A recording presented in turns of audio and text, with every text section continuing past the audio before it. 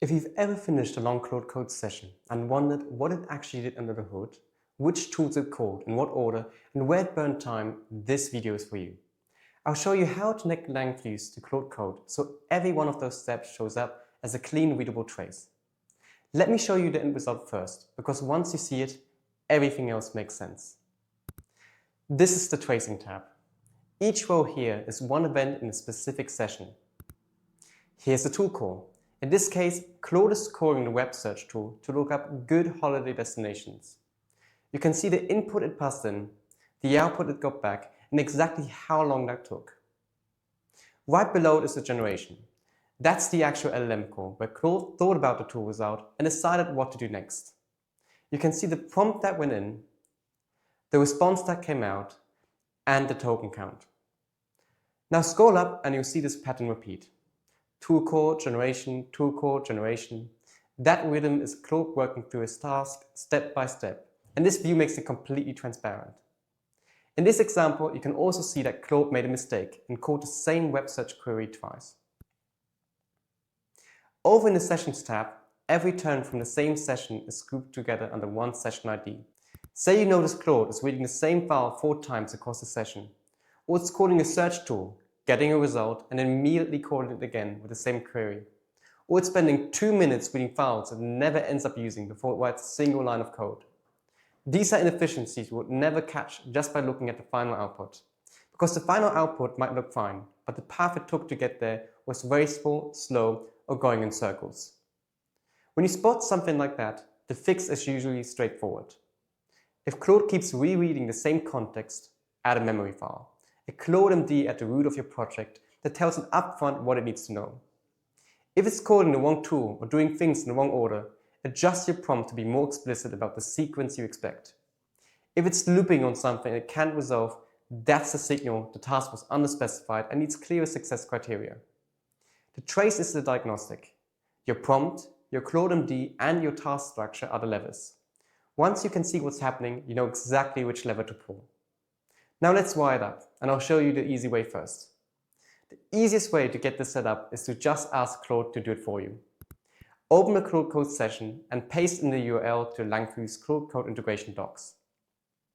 Just tell it, implement this integration. Claude Code will read the page, figure out what needs to happen, create the hook script, and register it in your settings. It handles the whole thing. The one step you do need to do yourself is add your environment variables. That's not something Claude Code should touch. Your API keys should stay with you. Go into your project on Langfuse. Select Settings and create your API key. So once it's done, open your project settings file inside your project folder and add your Langfuse public key, secret key, host URL, and set trace to Langfuse to the string true. Pick the right host for your region. You use the default. US, Japan, and HIPAA each have their own endpoints. Wrong region means auth errors, so just double check that one line. And that's it for the easy way.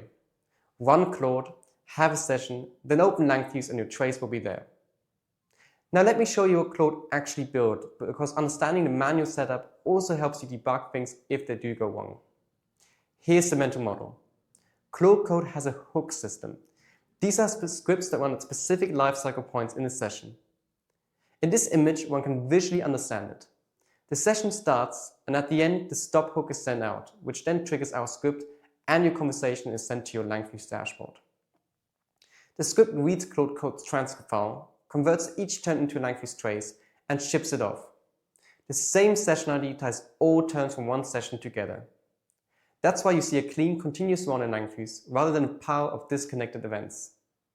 Step 1. It installed the Langfuse Python SDK.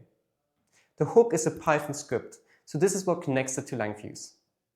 If you're doing this manually, that's just pip install Langfuse. Step 2. It created the hooks directory and dropped in the script. If you're looking for it and can't find it, the .claude folder is hidden by default. On a Mac, press Command-Shift- to show hidden folders. Let's do a quick sanity check. Change into your project directory, run Claude and have a normal conversation. Ask it to read a file, run a command, whatever you normally do. Then open Langfuse. You should see the session in the Sessions tab and each tool call as a span in the Tracing tab. If nothing shows up, 4 things to check. First, Look at the hook log. If it's empty, the hook isn't firing at all. Go back and check your settings registration. Second, confirm that trace to Langfuse is exactly the string true in your project settings. Not a boolean, not capitalized differently, just the string true. Third, set cc Langfuse debug to true for verbose logs. That usually tells you exactly what's going wrong. Fourth, always make sure you have the right Python version installed and that you're running Claude Code from inside the right project directory. 90% of issues are one of those 4 things.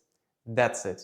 You now have full observability into every Claude Code session, tool calls, turn sequences, timing, all of it in one place. The docs and the full hook script are linked in the description. Happy tracing!